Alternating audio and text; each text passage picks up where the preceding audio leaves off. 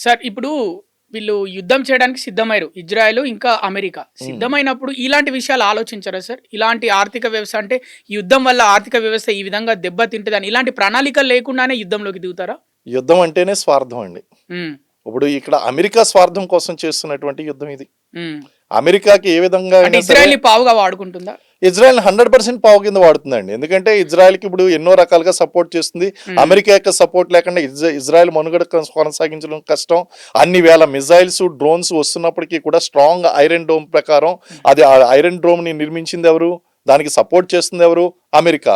కాబట్టి అమెరికా యొక్క సపోర్ట్ కావాలి. ఆ అమెరికా యొక్క సపోర్ట్ కంటిన్యూ చేయాలి అంటే ఇజ్రాయెల్ అమెరికా చెప్పినట్టు వినాలి. సో అదే విధంగా ఇది వాడుకుంటుంది పెర్ఫెక్ట్గా. అలాగే ఇజ్రాయెల్కి ఇరాన్కి మధ్య ఉన్నటువంటి లాంగ్ అవుట్ స్టాండింగ్ ప్రాబ్లమ్స్ ఏదైతే ఉన్నాయో, ఆ సెక్యూరిటీ థ్రెట్ ఏదైతే ఉందో, మన హమాసు, నెక్స్ట్ ఇంకోటి హమాసు, హిజ్బుల్లా లాంటి సంస్థలు ఏదైతే ఉన్నాయో ఈ సంస్థలన్నింటినీ కూడా అటు ఇరాన్ పెంచి పోషిస్తుంది కాబట్టి వీళ్ళని డైరెక్ట్గా అటాక్ దించింది అమెరికా డైరెక్ట్గా సపోర్ట్ చేస్తుంది. ఇది ఒక ట్రయాంగిల్ వార్ కింద తయారైంది. వీళ్ళిద్దరూ ఒక పక్కన ఉన్నారు, మరో పక్కన ఇరాన్ ఉన్నది. ఇరాన్ కూడా దానికి తగినట్టుగా ధీటుగా సమాధానం అనేటువంటిది ఇస్తుంది. ధీటుగా సమాధానం ఇవ్వడమే కాదు, అమెరికా యొక్క అలీస్ ఏదైతే ఉన్నాయో దాన్ని సపోర్ట్ చేస్తున్నటువంటి మధ్యప్రాచ్యంలో అమెరికాకి సపోర్ట్ చేస్తున్నటువంటి దేశాలు ఏదైతే ఉన్నాయో ఆ దేశాలన్నింటినీ కూడా చాలా ఘోరంగా దెబ్బతీసేటువంటి రీతిలో దాడులు చేస్తుంది ఇరాన్ దాడులు చేస్తుందని చెప్తున్నారు. సార్ అమెరికా పక్కకు జరిగితే అసలు అమెరికా సపోర్ట్ ఇజ్రాయెల్‌కి లేకపోతే ఇజ్రాయెల్ మధ్య యుద్ధం జరిగితే ఏది పవర్‌ఫుల్ అంటారు సార్? అసలు ఇజ్రాయెల్ నిలవగలుగుతదా ఇరాన్ ముందు?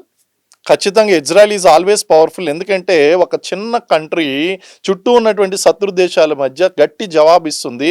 అమెరికా అనేటువంటి సపోర్టు ఒకవేళ యుద్ధంలో దిగకపోయినట్టు పక్కన పెట్టినా సరే అది ఎప్పుడో ఐరన్ డోమ్ ప్రకారం టెక్నాలజీకి అనేక రకాలుగా సపోర్ట్ చేస్తూనే ఉంది ఇజ్రాయెల్కి. So that support will keep on continuing. అది డెఫినెట్గా అమెరికా ఉన్నా లేకపోయినా సరే ఇజ్రాయెల్ ఇరాన్ని ఎదుర్కొంటుందండి. అందులో there is no doubt about it. కారణం ఏంటి అంటే ఇన్ని శత్రు దేశాలు ఉండగానే అది ఇజ్రాయెల్ ఎప్పుడు కూడా వెనువంచలేదు. ముస్సాద్ దళాల్ ఇంటెలిజెన్స్ నెట్వర్క్ చాలా strong. There iron dome is very strong. So defensive ఆపరేషన్లో వాళ్ళు స్ట్రాంగ్గా ఉన్నారు. అఫెన్సివ్ ఆపరేషన్ కండక్ట్ చేయడంలో ఇజ్రాయిలీ దళాలు ఏదైతే ఉన్నాయో ఐడిఎఫ్ దళాలు, Israeli defence forces are very strong in that. So ఆ విధంగా కనుక చూసుకుంటే ఇరాన్కి గట్టి బుద్ధి చెప్పగలిగినటువంటి కెపాసిటీ ఇజ్రాయెల్ దగ్గర ఉంది అనే మనం నమ్మాలి. ఇజ్రాయెల్ దగ్గర ఉంది అని మీరు చెప్తున్నారు. అమెరికా, ఇజ్రాయెల్ కలిసి దాడులు చేస్తున్నా ఇరాన్ మాత్రం వినకుండా ఇప్పటికి ఇంకో చుట్టుపక్కల ఉన్న 10 దేశాలపైన దాడి చేస్తుంది కదా సార్, మరి అది ఎట్లా? అణువాయుధాలు ఉన్నాయి అనేటువంటి ఒక భ్రమను కల్పించింది. ఇప్పుడు అణువాయుధాలు ఉన్నట్టు ఎవరికి కూడా తెలియదు, అధికారికంగా ప్రకటించలేదు. Number 1 is that. And number 2 ఏంటి అంటే ఇరాన్ అనేటువంటి దాంట్లో మనం అర్థం చేసుకోవాలి అంటే ఇరాన్ ఒక మత ఛాందసవాద భావాలు కలిగినటువంటి లీడర్ చేతిలో ఉండింది. ఎవరు ఈ యొక్క అయతుల్లా అలీ ఖమేనీ? ఎవరు? ఒక మత ఛాందసవాదం కలిగినటువంటి నాయకుడు. అతడు ఏంటి అంటే షియా వర్గానికి చెందినటువంటి వాడు. ఈ షియా వర్గానికి సున్నీ వర్గానికి పడడం లేదు. అదే విధంగా ఈయన ఏమనుకుంటున్నాడు అంటే షియా వర్గానికి సున్నీ వర్గానికి పడటం లేదని మీరు చెప్తున్నారు.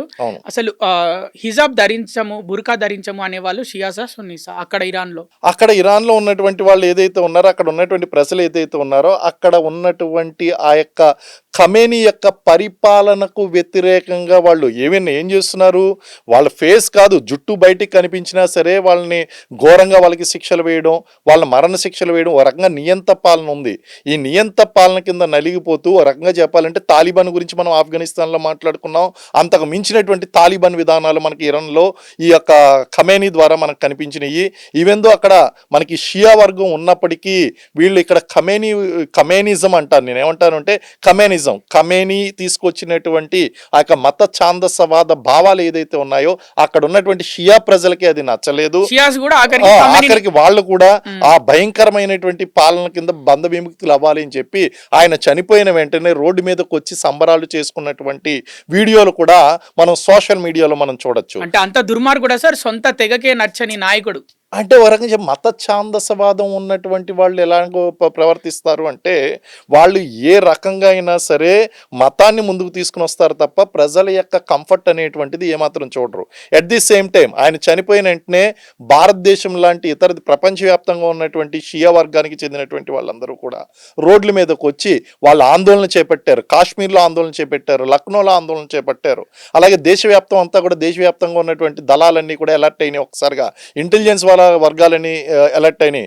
ఎవరైనా సరే ఆవేశపూరితమైనటువంటి స్పీచ్లు ఇస్తే గనక వాళ్ళని కట్టడి చేయాలి అని చెప్పి వాళ్ళ మీద నిఘా పెట్టారు. కారణం ఏంటంటే ఇక్కడ కూడా మనకి షియాలకి సున్నీలకి మధ్య వర్గ విభేదాలు అనేవి ఇది ఈ రోజు ప్రారంభమైనటువంటిది కాదు. ఆ ప్రాఫిట్ యొక్క పదవి కోసం ఏ రోజైతే మహమ్మద్ ప్రాఫిట్ చనిపోయాడో, చనిపోయిన తర్వాత ఖలీఫా పదవి కోసం పోటీ జరిగిందో, ఆ షియాలకి సున్నీలకి మధ్య జరిగినటువంటి పోటీ వలన వాళ్ళు ఇద్దరు కూడా రెండు వర్గాలుగా విరిగిపోయారు. మహమ్మద్ ప్రాఫిట్ యొక్క అల్లుడు ఆలీని సమర్థించినటువంటి వాళ్ళేమో షియాలయ్యారు. అలాగే ఆయన యొక్క శిష్యుడు అబూబాకర్ ఎవరైతే ఉన్నారో, అబూబాకర్ ఈయన ఖురాన్ని సంకలనం చేశాడు. ఆ ఖురాన్ని సంకలనం చేసినటువంటి అబూబాకర్ ఖలీఫా కావాలి అని కోరుకునేటువంటి వాళ్ళందరూ సున్నీలయ్యారు. సో ఈ విధంగా కనుక చూసుకుంటే అల్లుడు ఆలీ ఎవరైతే అతని యొక్క వంశము, అతని యొక్క రక్తము, కూతురు యొక్క భర్త అని చెప్పి నమ్మినటువంటి వాళ్ళందరూ కూడా ఆలీని సమర్థించినటువంటి వాళ్ళందరూ షియాలుగా విడిపోయారు. ఆ రోజు నుంచి కూడా ఖలీఫా పదవి గురించి జరిగినటువంటి పోటీ నుంచి అప్పటి నుంచి దెబ్బలాడుకుంటూనే వస్తున్నారు. వీళ్ళ మధ్య వర్గ విభేదాలు అనేటువంటివి ఉన్నాయి. అయితే ఇక్కడ ఎప్పుడైతే భారతదేశంలో కూడా షియా వర్గం ఉన్నది, భారతదేశంలో కూడా అండ్ ఇరాన్లో నివసిస్తున్నటువంటి వాళ్ళు అత్యధిక శాతం షియాలు ఉన్నారు. అయినప్పటికీ కూడా ఖమేనీ యొక్క పరిపాలన వాళ్ళకి నచ్చలేదు. సో ఇవన్నీ కూడా మనం చూసుకుంటుంటే ఒక పక్కన అమెరికా యొక్క నియంతృత్వ ధోరణి ఒక పక్కన కనిపిస్తుంది. మరో పక్క ఆయన పిలిపించాడు కదా, అక్కడ ప్రజల యొక్క పల్స్ తెలుసుకున్నాడు. వీళ్ళంతా కూడా ఖమేనీ యొక్క పరిపాలన కోసం సంతృప్తిగా లేరు అని తెలుసుకుని మీ లీడర్ని మారుస్తాను, మీరు మీ లీడర్ని మార్చుకునేటువంటి అవకాశం నేను ఇస్తున్నాను, నేను దాడులు చేస్తున్నాను, మీ లీడర్ని మార్చుకోండి అని చెప్పి పిలుపునిచ్చాడు. ఈ లోపలనే అతను చంపేయడం అనేటువంటి జరిగిందండి. So it is all politics. One hand America యొక్క అప్పర్ హ్యాండ్ నడుస్తుంది, మరో పక్కన బిజినెస్ ఇంట్రెస్ట్ నడుస్తుంది, మరో పక్కన ఆయిల్ రిజర్వ్స్ పై ఉన్నటువంటి ఆ యొక్క పట్టు ఏదైతే ఉందో ఆ పట్టు కోల్పోకూడదు అనేటువంటి విషయం కనిపిస్తుంది. మరో పక్కన షియాలకి సున్నీలకి మధ్య ఉన్నటువంటి ఈ సమస్య ఏదైతే ఉందో ఈ సమస్యను కూడా ఉపయోగించుకోవాలనేటువంటి భావన కనిపిస్తుంది. ఇన్ని భావనల మధ్య Iran and Israel and America యొక్క సమస్య ఏదైతే ఉందో అది మరింత జటిలంగా మారుతుందండి. ఓకే, ఇరాన్ ఇజ్రాయెల్ మధ్య సమస్య అంటున్నారు, అమెరికా వచ్చింది సపోర్ట్ చేస్తుంది ఇజ్రాయెల్కి అంటున్నారు. అసలు ఏం జరిగింది? ఆ డీల్ ఏంటి? అమెరికా ఇజ్రాయెల్ కలిసి ఇరాన్ పైన దాడి ఎందుకు చేస్తున్నాయి? ఆ డీల్కి ఒప్పుకోకపోతేనే ఈ దాడి మొదలైంది, ఈ యుద్ధం మొదలైందని బయట అంతా చర్చ నడుస్తుంది. ఆ డీల్ గురించి కొంచెం క్లుప్తంగా ఇక్కడ ఓపెన్ కాజెస్, హిడెన్ కాజెస్ అని రెండు మాట్లాడుకోవాలి. బయట ప్రపంచానికి తెలిసింది ఓపెన్ కాజెస్సే తెలుసండి. ఓపెన్ కాజెస్ ఏంటి? ఇప్పుడు ఇరాన్ ఎప్పుడైతే మనకి యురేనియం శుద్ధి కార్యక్రమం ప్రారంభించిందో ఇది అమెరికాకే కాదు మొత్తం ప్రపంచానికే, ఇది అన్ని దేశాలకి ఇది ఒక విపత్తు.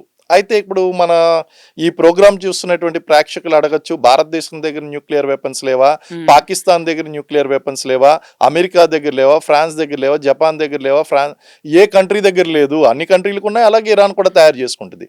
కానీ అన్ని దేశాల దగ్గర అణువాయుధాలు ఉండడం వేరు, ఇరాన్ దగ్గర ఉండడం వేరు.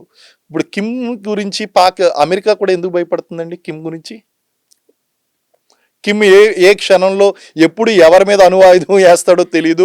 కిమ్ అనగానే అందరూ కూడా ఎందుకు ఆయన జోలికి మనం వెళ్ళొద్దు. ప్రతి దేశం కూడా ఆలోచించేది ఏంటంటే అమ్మో అణువాయుధాలు ఉన్నాయి, ఎప్పుడు ఎవరి మీదకి ఏ మిజైల్ వదులుతాడో తెలియదు, అతను అలా ఉంచండి.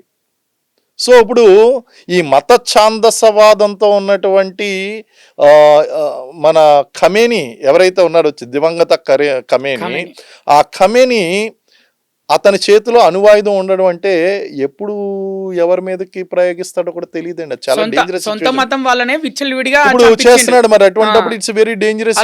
మిగతా ప్రపంచ దేశాలు పెద్ద లెక్కేం లేదు అతనికి, అతను మత ఛాందసవాదంతో ఉన్నాడు. బట్ అటువంటి వ్యక్తి చేతిలో ఉండడం చాలా డేంజర్. కాబట్టి అమెరికా వెరీ ఓపెన్ స్టాండ్ తీసుకుంది. మీరు ఈ యొక్క ప్రోగ్రామ్ ఇమీడియట్ గా ఆపకపోతే కనుక మేము దాడులు చేస్తాం. ఏ ప్రోగ్రామ్ అంటున్నారు? యురేనియం అణువాయుధాలు, చమురు యురేనియం శుద్ధి చేసేటువంటి కార్యక్రమాన్ని ఇమీడియట్ గా ఆపేయాలి. ఓపెన్ గా కనిపిస్తున్నటువంటిది. ఇప్పుడు నెక్స్ట్ ఇజ్రాయెల్ కు ఉన్నటువంటి సమస్య ఏంటి? ఇజ్రాయెల్ కు ఉన్నటువంటి సమస్య మనకి హమస్ ఉగ్రవాదులతో సమస్య ఉంది, హిజ్బుల్లా ఉగ్రవాదులతో సమస్య ఉంది, అలాగే హౌతీస్తో సమస్య ఉంది. ఈ ముగ్గురిని కూడా రెచ్చగొడుతుంది ఎవరు? ఇరాన్ సపోర్ట్ చేస్తుంది వాళ్ళకి. ఇరాన్ ఎప్పుడైతే సపోర్ట్ చేస్తుందో ఆటోమేటిక్గా Iran has become enemy to Israel. ఎందుకంటే వీళ్ళ శత్రువుల్ని అది రెచ్చగొడుతుంది. ఇప్పుడు ఈ పాయింట్ని అమెరికా బాగా వాడుకుంది. సరే నువ్వు నీ మీద ఎప్పుడైనా సరే చేసేటువంటి అవకాశం ఉంది కాబట్టి వాడు వచ్చేదాకా కొడతాడు, నేను కొడతాను, నేను కాపాడుకుంటాను, నేను ఎంతకాలం వెయిట్ చేస్తావు, నువ్వు వేలు కొట్టేయి ఒకసారి. సో ప్రియంప్టివ్ స్ట్రైక్ అంటారు. శత్రువు దాడి చేస్తాడు అనేటువంటి ముందస్తుగానే మనం దాడి చేయడం. మనం ప్రియంప్టివ్ స్ట్రైక్స్ ఈవెన్ పాకిస్తాన్ మీద కూడా చేసాం. ఆపరేషన్ సింధూర్లో మనం చేసిన ప్రియంప్టివ్ స్ట్రైక్సే.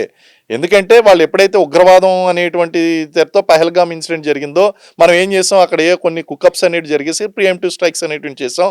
అక్కడ ఉన్నటువంటి మొత్తం ఎయిర్ బేసెస్ అన్నింటిని కూడా సర్వనాశనం చేసి పడేసామండి. ఇప్పుడు ఇజ్రాయెల్ కూడా అదే చేసింది. ఇరాన్లో ఉన్నటువంటి అనేక ముఖ్యమైనటువంటి ప్రాంతాల్లో ప్రియంప్టివ్ స్ట్రైక్స్ అనేటువంటి చేయడం జరిగింది. ఆ ప్రియంప్టివ్ స్ట్రైక్స్లో it is a very unfortunate that చిన్నపిల్లలు ఉన్నటువంటి స్కూల్ కూడా ధ్వంసం కావడం. It's a very very very very very unfortunate incident. యుద్ధం వచ్చిన తర్వాత నీతి వీడు మర్చిపోయాడు, వాడు మర్చిపోయాడు, ఇద్దరు మర్చిపోయారు. వాళ్ళిద్దరూ కూడా యుద్ధ నీతిని మర్చిపోయి యుద్ధాలు చేసుకున్నారు. కానీ ఇందులో పెద్ద విజయం ఏంటి అంటే ఖమేనీని అంతం చేయడం అనేటువంటిది it's a biggest victory for both Israel and America అండి. సాక్షి టీవీ ప్రసారాలను నిలిపివేయడం చట్టరీత్యా నేరం. సాక్షి టీవీ ప్రసారాల కోసం మీ స్థానిక కేబుల్ ఆపరేటర్ని వెంటనే సంప్రదించండి. డిటిహెచ్లో, ఇంటర్నెట్లో కూడా సాక్షి టీవీ ప్రసారాలను వీక్షించవచ్చు.